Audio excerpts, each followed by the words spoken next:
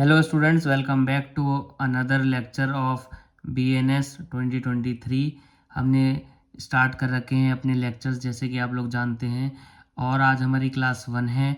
Last class हमने पढ़ी थी इंट्रोडक्शन, यानी कि इंडेक्स हमने पढ़ा था लास्ट क्लास में BNS का। तो उसमें हमने पढ़ा था, मतलब कंपैरिजन किया था कि BNS में और IPC में क्या क्या, मतलब अब BNS में क्या ऐड हुआ है, क्या माइनस हुआ है, थोड़ी थोड़ी चीज़ें जो नए सेक्शंस आए हैं, कुछ भी आए हैं। और मैंने लास्ट क्लास में भी आप लोगों को बताया था कि कॉन्सेप्ट चेंज नहीं हुआ है IPC का। क्या कॉन्सेप्ट कोई चेंज नहीं हुआ है, बट कुछ प्रोविजंस या सेक्शंस प्लस हो गए हैं या कुछ माइनस हो गए हैं, या कुछ सेक्शंस जो बहुत ज़्यादा आते हैं उन्हें कंपाइल कर दिया है। तो इस बात को आप लोग ध्यान रखिएगा। और आज से हम क्लासेस अपनी स्टार्ट कर रहे हैं। क्लास 1 है हमारी Bharatiya Nyaya Sanhita, class 1 by advocate Rohit Panchal. तो गाइस चलते हैं। सबसे पहले देखिए, थोड़ा एक ओवरऑल लुक दे देता हूँ मैं आप लोगों को। इंट्रोडक्शन। सेक्शंस हमारे कितने हैं BNS में? 358 सेक्शंस हैं। चैप्टर्स हमारे 20 हैं। प्रेसिडेंट की एसेंट कब मिली थी, मतलब सहमति कब मिली थी इस एक्ट को? 25 दिसंबर 2023, मतलब 2023। ये बहुत ही आसान होगा डेट याद करना। क्रिसमस की डे थी 2023 में। और ये एक नंबर भी है आपका, एक क्वेश्चन भी है प्रीलिम्स में, अगर आप लोग प्रिपेयर करें जुडिशरी के लिए या अलग अलग जो भी लॉ एंट्रेंस एग्जाम्स के लिए कर रहे हैं, तो ये ज़रूरी है। और वैसे भी आजकल जो न्यू क्रिमिनल लॉज हैं वो बहुत ही ट्रेंडिंग टॉपिक्स हैं, तो इस बात का आप लोग ध्यान रखिएगा। एक्ट नंबर 45 है ये। कौन सा? भारतीय न्याय संहिता BNS 2023। और अगर हम बात करें कि BNSS यानी कि नई CRPC अगर हम बात करें, तो वो एक्ट नंबर है 46। और इंडियन एविडेंस एक्ट यानी कि भारतीय साक्ष्य अधिनियम BSA, वो है एक्ट नंबर 47। ये भी आप लोगों के एक एक नंबर हैं कम्पिटिटिव एग्जाम के, कि एक्ट नंबर कौन सा है, BNS कौन सा है, BNSS एक्ट नंबर कौन सा है, और BSA यानी कि इंडियन एविडेंस एक्ट जो पहले था, भारतीय साक्ष्य अधिनियम हो गया। प्रियम्बल क्या है अब इसका? Preamble an act to consolidate and amend the provisions relating to offences and for matters incidental thereto. ये भी एक मार्क्स आप लोगों का बन जाता है, तो इस चीज़ को आप लोग ध्यान रखिएगा। तो अब सबसे पहले हम चलते हैं अपने चैप्टर नंबर 1, जो कि है प्रीलिमिनरी। अब हम इसमें सबसे पहले क्या पढ़ेंगे? सेक्शन 1 पढ़ेंगे। सेक्शन 1 में हमारा क्या होगा? Short title, extent and commencement. ये चीज़ आप लोग ध्यान रखिएगा। अब हम पढ़ने जा रहे हैं BNS सेक्शन 1 आसानी से, धीरे धीरे। अगर आप लोगों को मेरे पढ़ाए हुए सब्जेक्ट में भी कोई डाउट आता है, तो आप लोग मेरे से कभी भी यूट्यूब पे या इंस्टाग्राम पे मेरे से क्वेश्चन पूछ सकते हैं। ये मेरे इंस्टाग्राम हैंडल है, तो यहाँ पे जाके आप लोग पूछ सकते हैं। मैं काफ़ी ज़्यादा एक्टिव रहता हूँ। तो चलिए चलते हैं। Section 1, sub section 1। This act में बी कॉल्ड द भारतीय न्याय संहिता 2023। Subsection 2. It shall come into force on such date as the government may by notification in the official gazette appoint, and different dates may be appointed for different provisions of the संहिता। तो this act shall come into force on date हमारी क्या है? हम सब जानते हैं 1 जुलाई 2024, ये हमारी डेट है। तो आप लोग ये ध्यान रखिएगा, ठीक है। सब सेक्शन 3 क्या हो गया हमारा?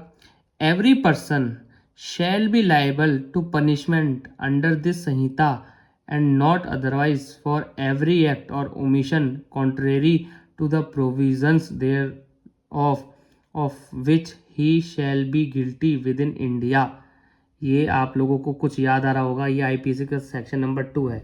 ये बात करता है टेरिटोरियल जुरिस्डिक्शन की। अगर इंडिया की टेरिटरी में जो भी अपराध करेगा कोई भी पर्सन, जो भी अपराध किए जाएंगे, उसे इस भारतीय न्याय संहिता के अंतर्गत दंडित किया जाएगा।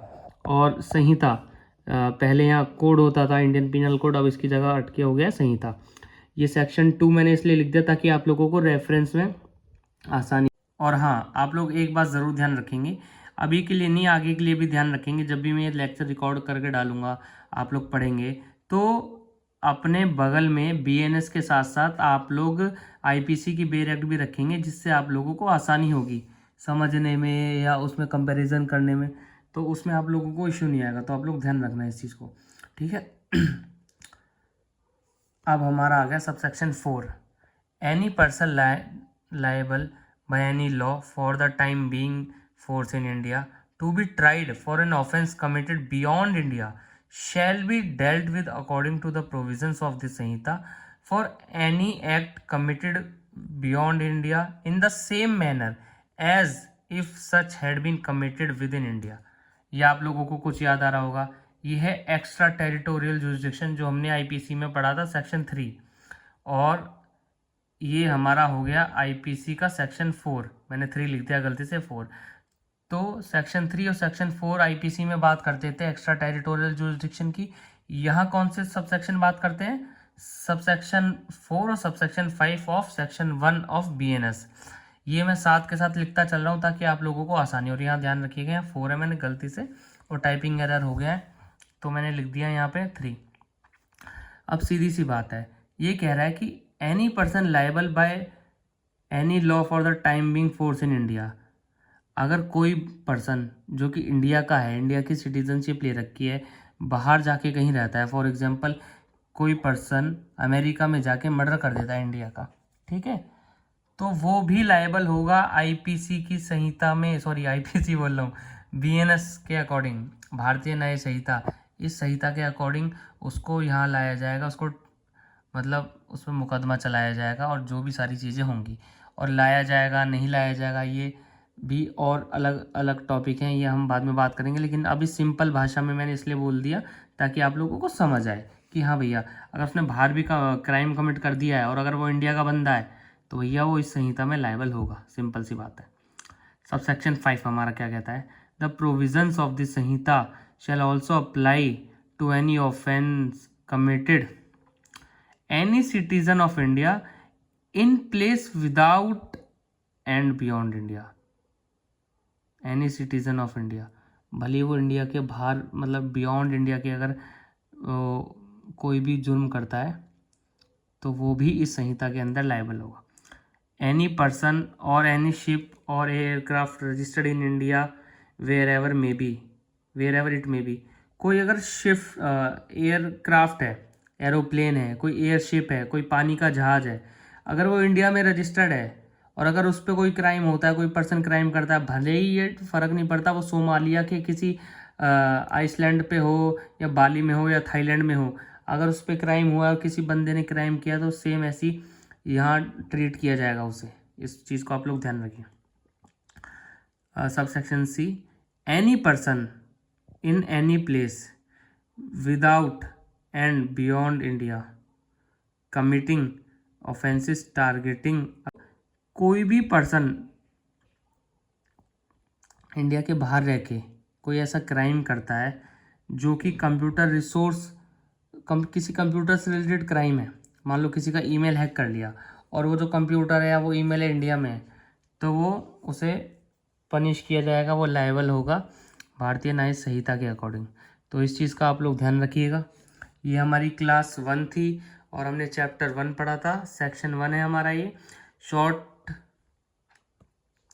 टाइटल, एक्सटेंट एंड कमेंसमेंट, और भी अब हम क्लास 3, 4, 5, 6 करते रहेंगे। उसके लिए आप लोग हमसे जुड़ जाइए। Thank you so much.